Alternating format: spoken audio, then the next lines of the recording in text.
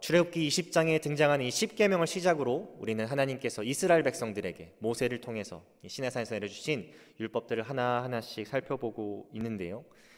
이 율법들을 하나하나씩 묵상하시는 가운데 성도님들 중에서는 이러한 의문점을 가지신 분들이 계실 겁니다. 하나님께서는 도대체 왜 이렇게 구체적이고 또 우리의 시각과 문화로는 조금 이해하기 힘든 이 수많은 율법들을 이스라엘 백성들에게 주셨을까? 이런 의문을 가지실 수 있으세요. 그럴 때마다 우리가 꼭 질문해봐야 되는 것이 있는데, 그것은 무엇이냐면 이 수많은 율법들의 목적과 정신이 과연 무엇인가라는 질문입니다. 마태복음 22장을 가보게 되면 예수님께서 이 수많은 율법을 단 두 가지로 압축시켜서 우리에게 알려주셨죠. 37절부터 40절을 보시면 여러분 너무나도 잘 알고 계시는 내용입니다. 예수께서 이르시되 내 마음을 다하고 목숨을 다하고 뜻을 다하여 주 너의 하나님을 사랑하라 하셨으니 이것이 크고 첫째 되는 계명이요 둘째도 그와 같으니 내 이웃을 내 자신같이 사랑하라 하셨으니 이 두 계명이 온 율법과 선지자의 강령이니라 라고 예수님께서 친히 말씀해 주셨어요. 그래서 우리는 이 각각의 모든 율법들을 읽어 나갈 때 그 각각의 율법이 하나님 사랑과 이웃 사랑과 어떠한 연관이 있는지를 봐야 된다고 생각을 합니다. 때로는 율법의 정확한 의미가 무엇일까? 하나님께서 율법을 허락하신 그 목적이 무엇일까? 고개가 갸우뚱거려지는 율법들도 있는데, 그럼에도 불구하고 그 모든 율법 속에는 하나님 사랑, 이 이웃 사랑의 정신이 녹아있다는 거예요. 오늘 우리가 함께 보게 될 출애굽기 22장 1절부터 15절의 말씀은 이 이웃 사랑의 정신이 아주 강하게 담겨있는 그런 율법의 내용입니다. 그래서 1절부터 4절을 보시면 자신의 소유가 아닌 것을 도둑질했을 때 또는 자신의 소유를 도둑질 당했을 때 어떻게 법적으로 그것들을 대처해야 되고 처리해야 되는지를 다루고 있고요. 또 5절부터 15절까지의 내용은 의도했던 의도하지 않았던 간에 자신의 소유가 아닌 남의 물건에 피해를 끼쳤을 때 또는 남의 소유를 대신 맡아주다가 그 소유를 도둑질 당하거나 아니면 그 소유가 상했을 때 어떻게 법적으로 대처하고 처리해야 되는지를 율법을 통해서 알려주고 있습니다. 저는 오늘 본문의 말씀, 조금 어려운 말씀이긴 한데 이 말씀을 함께 살펴보면서 이 말씀 속에 녹아져 있는 이웃사랑의 정신이 무엇인지, 또 거기서 우리가 얻을 수 있는 교훈이 무엇인지를 두 가지를 함께 나누면서 함께 도전받고 또 성도님들과 함께 은혜를 나누기를 원합니다. 첫 번째, 우리가 본문의 말씀을 통해서 얻을 수 있는 이 이웃사랑에 대한 첫 번째 교훈은 무엇이냐면요, 이웃사랑을 실천하지 않는 것이 이웃사랑을 실천하는 것보다 훨씬 더 손해라는 겁니다. 새벽이라서 조금 한번 들으시면 이해가 어려운 문구인데요, 이웃사랑을 실천하지 않는 것이 이웃사랑을 실천하는 것보다 훨씬 손해라는 거예요. 몇 가지 예를 좀 살펴보도록 하겠습니다. 1절을 보실까요? 소나 양을 훔쳤을 때 그것을 죽이거나 판매한 것이 나중에 발각되면요, 한 마리 소를 훔쳤는데 5마리로 배상을 해야 되고요, 한 마리 양을 훔쳤는데 4마리 양으로 배상해야 됩니다. 2절로 넘어가 보실까요? 도둑이 어두울 때에 타인의 집에 무단 침입을 했습니다. 근데 그때 집주인에게 죽임을 당해도 무방하대요. 3절 후반부를 보실까요? 타인의 집에서 도둑질을 하다가 발각되었을 때에 물론 마땅히 훔친 것에 대해서 보상을 해야 되고요, 그렇게 할 수 있는 재산이 없는 경우에는 노예로 팔려가야 됩니다. 4절 보실까요? 도둑질한 가축이 발각되면요, 도둑질한 가축의 2배의 값을 지불해야 된대요. 이러한 말씀이 계속 쭉 이어집니다. 여러분, 이러한 율법들의 핵심이 무엇일까요? 죄를 지어서 얻게 되는 일시적인 이익보다 죄를 지음으로 말미암아 치러야 하는 죄의 값이 훨씬 크다라는 거예요. 이해되셨나요? 죄를 지었을 때 일시적으로 얻게 되는 이익보다 죄를 지음으로 말미암아 치러야 되는 죄의 값이 훨씬 크다라는 겁니다. 우리가 범죄하게 되는 여러 가지 이유들이 있죠. 우리의 죄성도 있고 여러 가지 유혹도 있고, 근데 그 중에 주된 이유 중 하나가 무엇이냐면 바로 이것입니다. 범죄함으로 인해 잠깐 일시적으로 우리에게 주어지는 듯한 그 이익, 유혹을 뿌리치지 못하고 또 그 죄로 인해서 우리가 치러야 되는 값을 보지 못하기 때문이죠. 가끔씩 그런 분들 주변에 계시잖아요. 이 어렵고 각박하고 힘든 세상 속에서 너무 착하게 살면, 너무 정직하게 살면 바보 된다, 당하고 산다. 그래서 어느 정도 유도리 있게, 융통성 있게 걸리지만 않게 그렇게 살아가는 것도 지혜다, 이렇게 말씀하신 분들 계세요. 근데 이 생각에는 심각한 오류가 하나 있죠. 우리가 사람의 눈은 일시적으로 속일 수 있지만 누구의 눈은 속일 수가 없을까요? 살아계시고 전지전능하신 하나님의 눈은 절대 속일 수가 없다라는 것입니다. 실제로 우리가 삶을 살아가다 보면 이 사람의 눈을 잘 속여서 불법을 저지르고 호의호식하면서 살아가는 분들을 종종 보게 됩니다. 심지어 죽기 일보 직전까지도. 그래서 이 중국의 유명한 역사가인 사마천은 자신이 집필한 사기라는 책에서 한 가지 자기가 본 것을 보고 통탄하는 내용을 적고 있어요. 자기가 나름 봤을 때 정의롭게 살아간 사람들은 비참한 죽음을 맞이하는데 불법을 저지르고 도적질하는 사람들이 호의호식하며 살아간다 이거예요. 하늘은 왜 선한 자들을 상 주지 않고 왜 악한 자들을 벌 주지 않냐, 이런 내용을 이 사기라는 책에 집필하면서 그 하늘의 정의에 대해서 이 회의감을 갖는 부분이 등장을 하게 됩니다. 그런데 제가 방금 말씀드렸다시피 사람의 눈은 피할 수 있어도 하나님의 눈을 피할 수 없다는 소리는 기억해야 돼요. 그래서 우리가 이 말씀을 읽을 때 비유적으로 봤을 때 이렇게 질문해 볼 수 있습니다. 여러분, 만약에 10만 원만 투자해서 1000만 원이라는 이익을 얻을 수 있는 금융상품이 있다고 한번 생각해 보십시오. 여기서 그거 안 하실 분 아마 한 분도 안 계실 겁니다. 10만 원만 투자했을 때 1000만 원을 얻을 수 있다면 정상적인 사고를 갖고 있고 또 지혜로운 사람이라면 다 그것을 투자할 거예요. 근데 제가 여기서 전제 조건을 하나만 더 달겠습니다. 1000만 원의 이득을 얻는데 나중에 무조건적으로 5천만 원의 벌금이나 손해를 또 보게 돼요. 그러면 그 금융상품 투자하실 분들이 과연 누가 있을까요? 단 한 분도 안 계실 겁니다. 지금 우리가 보고 있는 말씀이 그것과 비슷한 거예요. 죄를 지었을 때 얻게 될 조금의 그 이익 그리고 유익, 그것만 생각하고 죄를 지음으로 말미암아 우리가 치러야 될 죄의 값을 생각하지 못할 때 우리는 죄를 짓게 된다는 것입니다.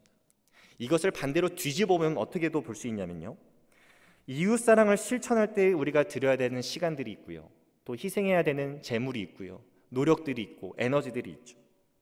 근데 그러한 것들을 기쁨, 평안, 복, 나에게 정말 유익으로 생각하는 것이 아니라 손해로 생각한다면 또한 우리는 끊임없이 죄를 짓고 살아가게 됩니다. 여러분, 만약에 예수님께서 이 땅에 오셨을 때 그러한 마음가짐으로 이 땅에 오셨더라면, 물론 그러지 않으셨지만 만약 그러한 마음가짐으로 이 땅에 오셨더라면 과연 어떠한 결과가 우리에게 있었을까요?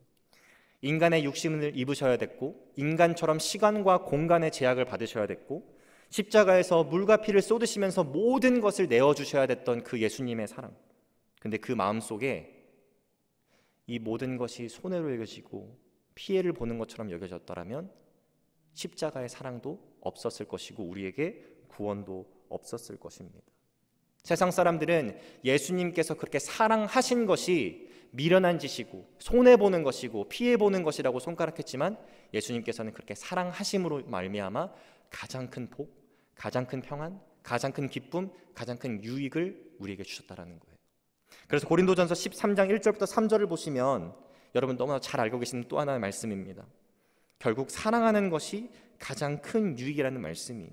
1절부터 보실까요? 내가 사람의 방언과 천사의 말을 할지라도 사랑이 없으면 소리나는 구리와 울리는 꽹과리가 되고 내가 예언하는 능력이 있어 모든 비밀과 모든 지식을 알고 또 산을 옮길 만한 모든 믿음이 있을지라도 사랑이 없으면 내가 아무것도 아니요 내가 내게 있는 모든 것으로 구제하고 또 내 몸을 불사르게 내줄지라도 사랑이 없으면 내게 아무런 유익이 없느니라.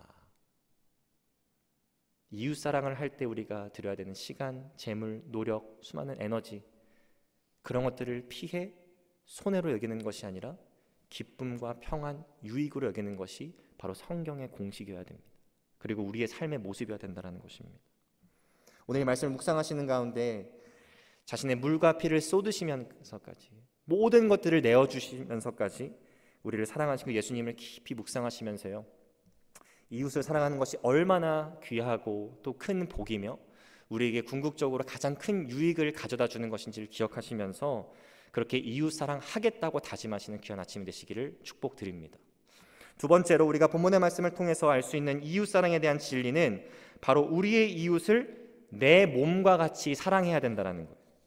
7절과 8절을 보시면 굉장히 구체적인 상황에 대한 율법이 하나 등장을 하게 되는데요, 여러분이 지인에게 여러분의 물건을 좀 맡아달라고 부탁을 하신 거예요. 그런데 갑자기 연락이 옵니다. 이 물건을 도둑 맞았다. 물건이 사라졌다. 여러분, 그런 경우에 만약에 도둑이 있고 잡히면 괜찮죠. 그 도둑에게 책임을 물고 배상하게 하면 됩니다. 말씀은 2배를 배상하라고 명령하고 있어요. 근데 만약에 도둑이 발견이 안 되면 어떻게 해야 되나요? 내가 맡겨놓은 물건은 사라지고 도둑은 발견되지 않고 누가 훔쳐갔는지, 이것을 누가 그렇게 했는지 알 수 없는 상황입니다. 자, 그러면 여러분은 합리적으로 누구를 의심할 수밖에 없을까요? 내가 물건을 맡아달라고 부탁했던 사람을 합리적으로 의심할 수밖에 없는 것이죠. 그래서 8절을 보시면 도둑이 잡히지 아니하면 그 집 주인이, 여기서 말하는 그 집 주인은 물건을 맡아준 사람을 얘기합니다. 맡아달라고 부탁했던 사람이 아니고요. 맡아준 사람이 재판장 앞에 가서, 여기서 말하는 재판장은 사실 원어로 보면 엘로힘이란 단어거든요. 그래서 많은 성경학자들이 하나님이라고 이 재판장이라는 단어를 해석합니다. 결국 하나님 앞에 가서 자기가 그 이웃의 물품에 손댄 여부를 조사를 받아야 된대요. 10절과 11절의 내용도 이 부분과 아주 비슷한 내용이에요. 만약 지인의 가축을 맡아주고 있습니다. 부탁을 받아서 뭐 나귀, 소, 양 이런 것들을 지금 맡아주고 있는데 이 가축이 죽거나 다치게 된 거예요. 그런데 그 가축을 죽거나 다치게 한 사람이 발견되지 않습니다. 그러면 또 누구를 합리적으로 의심해 볼 수밖에 없네요. 그것을 맡아준 사람을 합리적으로 의심해 볼 수 있는 거예요. 그래서 11절을 보시게 되면 두 사람 사이에 맡은 자가 이웃의 것에 손을 대지 아니하였다고 여호와께 맹세를 해야 된대요. 내가 한 게 아닙니다. 내가 죽이거나 내가 다치게 한 게 아닙니다 라고 맹세해야 되고, 그 임자는 그대로 믿을 것이면 그 사람은 배상하지 않아도 된대요. 자, 이 물건들이나 가축들을 맡아준 사람의 입장에서 한번 생각을 해보겠습니다. 내가 맡아주겠다고 한 것도 아니고요. 나름 나는 선의를 베풀어서 내 시간과 에너지를 투자해서 내 이웃의 물건을 또는 가축을 지금 맡아주고 있는 것입니다. 내가 만약 그것을 도둑질하거나 정말 상하게 하고 다치게 했으면 그건 뭐 상관이 없는 거죠. 배상해야 되고 그 죄의 값을 달게 받아야 되죠. 근데 만약 그렇게 하지 않았더라면요, 이러한 수많은 절차를 거쳐야 되고 맹세도 해야 되고 재판도 받아야 되고 그런 수많은 절차를 거쳐야 된다는 그런 수고와 번거로움을 경험해야 된다는 것. 이것을 읽으면서 도대체 하나님께서는 왜 이 정도까지 번거롭게 하실까, 수고롭게 하실까라는 마음이 들었어요. 그런 가운데 하나님께서 지금 요구하고 계시는 이 이웃사랑의 정도, 이웃사랑의 레벨이 이 정도구나를 깨닫게 한 말씀이 하나 있는데 바로 레위기 19장 18절의 말씀입니다. 내 이웃 사랑하기를 내 자신과 같이 사랑하라. 나는 여호와니라. 내 이웃 사랑하기를 내 자신과 같이 사랑하라. 나는 여호와이니라. 지금 하나님께서 요구하고 계시는 이웃 사랑의 정도, 레벨은요, 남의 것을 내 것과 같이, 남의 소유를 내 것과 같이 여길 수 있는 정도의 이웃 사랑을 지금 요구하고 계시는 거예요. 만약 나의 이웃의 소유를 내 것과 같이 여기지 않는다면, 나의 이웃을 내 몸과 같이 여기지 않는다면 지금 우리가 방금 읽었던 율법의 말씀을 지킬 수 있냐라는 거죠. 매우 어려울 것입니다. 제가 이제 유학 생활을 길게 하다 보니까요, 쓰다가 expire된 여권들이 좀 몇 개가 있습니다.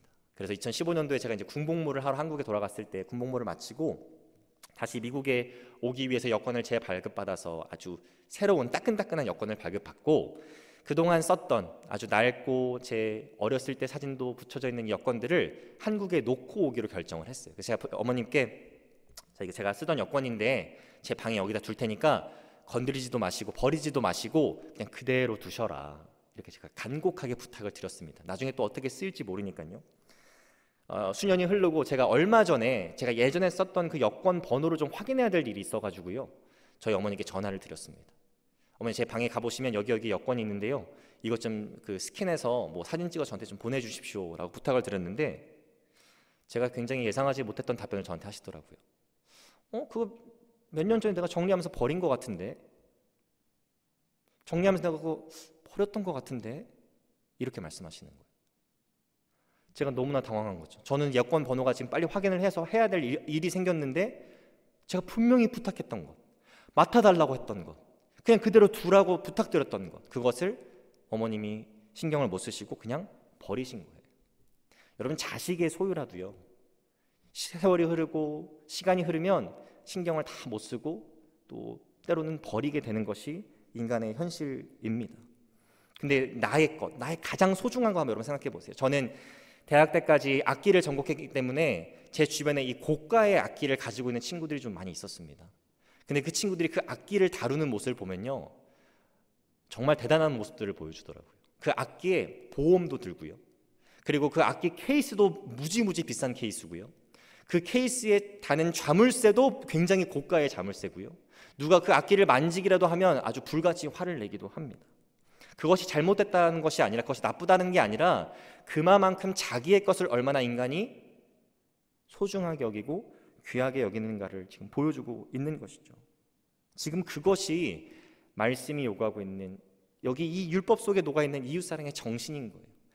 우리의 이웃을 나의 몸과 같이, 내 이웃의 소유를 나의 소유와 같이 여길 수 있는 그 사랑의 마음, 그것을 우리는 이 말씀 속에서 발견해야 합니다.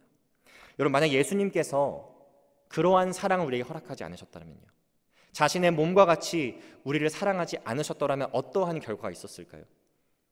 아마 우리가 영적으로 죽어있고 하나님의 진노 앞에 놓여져 있을 때 그것을 보시고도 애통하지 않으셨을 겁니다. 우리가 아파하고 슬퍼했을 때 함께 아파하시고 슬퍼하지 않으셨을 거예요. 사람이 참 감사한 게요, 내 옆에 사람이 불치병으로 죽어가는데 내 무릎에 바늘 찔린 게 아픈 법입니다. 내 옆에 사람이 의사가 포기한 경우로 지금 힘겹고 고통스러워할 때 내 무릎에 까진 상처가 더 아픈 법이에요. 그것이 인간의 나약함이고 죄성이고 부족한 부분입니다. 그런데 하나님께서는 독생자 예수 그리스도를 보내셔서, 또 예수님께서는 그 아버지 하나님의 뜻에 순종하셔서 이 땅에 오심으로 말미암아, 또 십자가에 죽으시고 모든 것들을 내어주심으로 말미암아 내 이웃을 내 몸과 같이 사랑하라를 실천하시고 그것을 더 뛰어넘는 사랑을 우리에게 허락하셨습니다. 그래서 요한복음 13장 34절을 보면요, 예수님께서 본인께서 그렇게 사랑하시는 것처럼 이렇게 사랑하라라는 명령을 우리에게 주시고 계시죠. 새 계명을 너희에게 주노니 서로 사랑하라. 내가 너희를 사랑한 것 같이 너희도 서로 사랑하라. 여러분 잘 아시겠지만 여기서 새로운 부분은 내 이웃을 사랑하라가 새로운 부분이 아닙니다. 여기서 새로운 부분은 내가 너희를, 나 예수가 너희를 사랑한 것 같이 사랑하라가 새로운 부분이에요. 자, 그렇다면 예수님께서 우리를 어떻게 사랑하셨을까요? 저는 예수님의 사랑을 표현할 때 이렇게 항상 표현합니다. 우리의 가장 절박한 영적 필요인 구원을 허락하시기 위해서 모든 희생을 감내하신 사랑, 우리의 가장 절박한 영적 필요인 구원을 주시기 위해 희생을 감내하신 사랑, 그것이 우리가 오늘 율법을 통해서 발견해야 하는 이웃사랑의 정신이자 우리가 살아내야 하는 사랑의 삶의 방법인 것입니다. 혹시 이러한 예수 그리스도의 사랑, 우리의 이웃을 우리의 몸과 같이 사랑해야 되는데도 그렇게 잘하지 못하는 성도님 혹시 이 아침에 계십니까? 그런 분들 계시잖아요. 하나님과의 관계는 100점이세요. 말씀도 너무나도 잘 읽으시고 기도하는 것도 열심히신데 자꾸 사람들과의 관계에서 틀어지고 용서해야 되는 자리에 있음에도 불구하고 용서하지 못하고 시기하고 질투하고 끊임없이 갈라지고, 혹시 그런 어려움을 겪고 계신 성도님들이 계시다면 오늘 이 아침 개인적으로 기도하실 때 이렇게 기도하셨으면 좋겠습니다. 하나님, 저에게 예수님의 마음을 허락하여 주십시오. 저도 예수님께서 하셨던 것처럼 나의 삶을 들여서 그것을 아끼고 손해라고 보는 것이 아니라, 피해라고 생각하는 것이 아니라 나의 삶을 들여서 나의 이웃에 가장 필요한 것들을 채워나가는 삶을, 그 복된 삶을 내가 살아가기를 원합니다. 죄를 지어서 얻는 그 이득보다, 유익보다 이웃사랑에서 얻는 그 귀한 유익을 내가 체험하기를 원합니다. 나에게 예수님의 마음을 허락하여 주십시오. 여러분, 그렇게 기도하시고 하나님께 간구하실 때 하나님께서 여러분에게 예수님의 마음을 허락하실 거고요, 그 마음을 통해서 오늘 우리가 말씀을 통해서 알게 된 그 율법의 정신, 이웃사랑의 정신, 그것들을 기억하시고 체험하시고 그렇게 사랑하시는 삶을 사시게 될 겁니다. 그 은혜가 오늘 예배 참여하시는 모든 성도님들에게 충만하게 임하시기를 축복드립니다. 기도하겠습니다. 사랑하는 하나님, 감사합니다. 오늘 출애굽기 22장 1절부터 15절의 말씀을 통하여서 이 어려운 율법의 말씀 속에 담겨있는 이웃사랑의 정신이 무엇인지를 깨닫게 하시니 감사합니다.